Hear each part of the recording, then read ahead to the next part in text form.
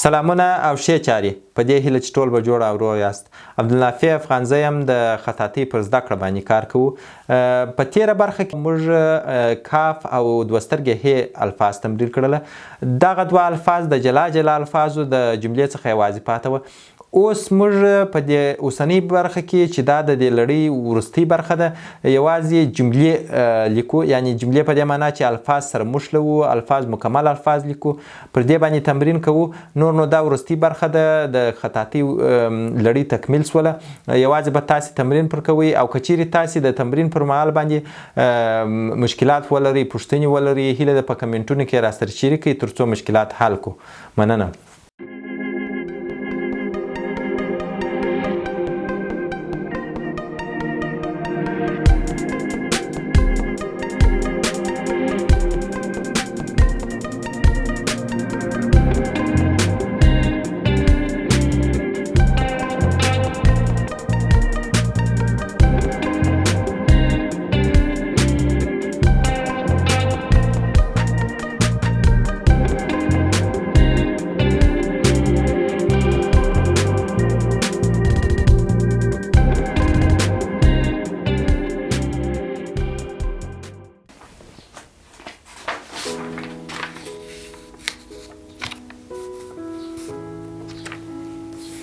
اوس به زه را شروع کړم.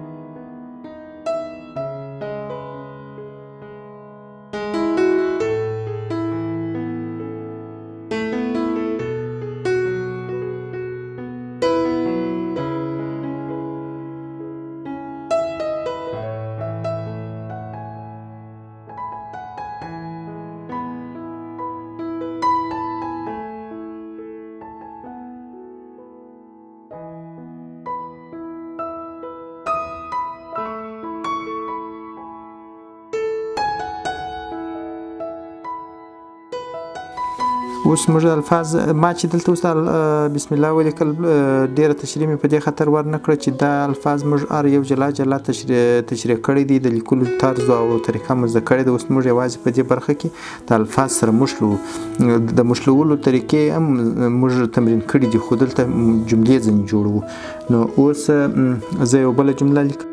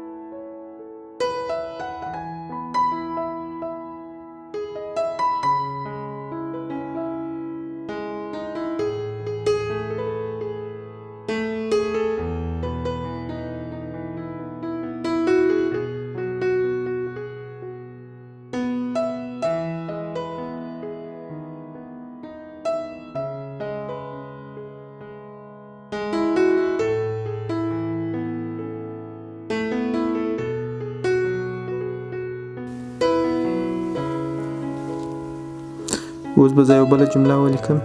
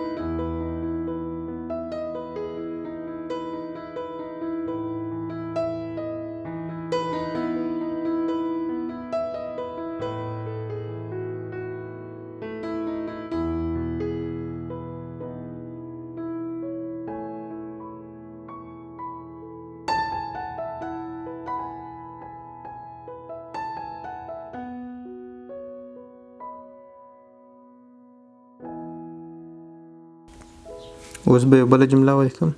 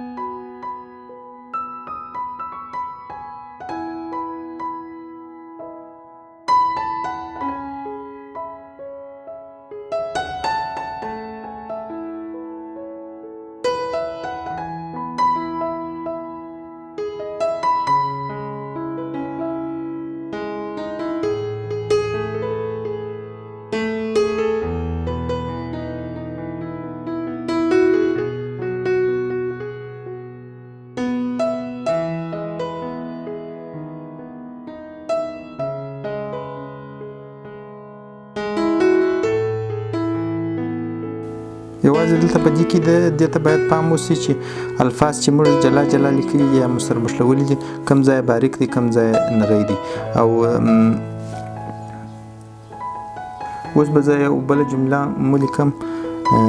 دغه نون موږ داسې هم لیکای شو.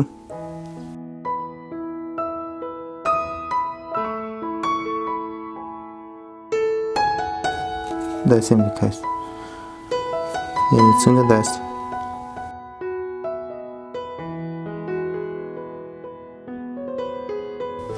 ځینې وخت داسې هم لیکای شو. اوس به دا یو بله جمله ولیکم.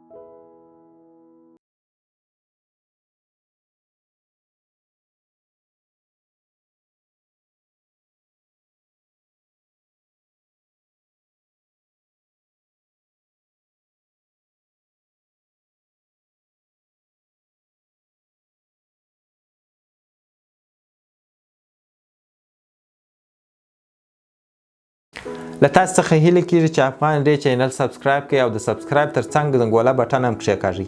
په دې سره به تاسو ته د افغان ری هر نوې ویډیو په ایمیل کې په ډېره اساني دررسیږي.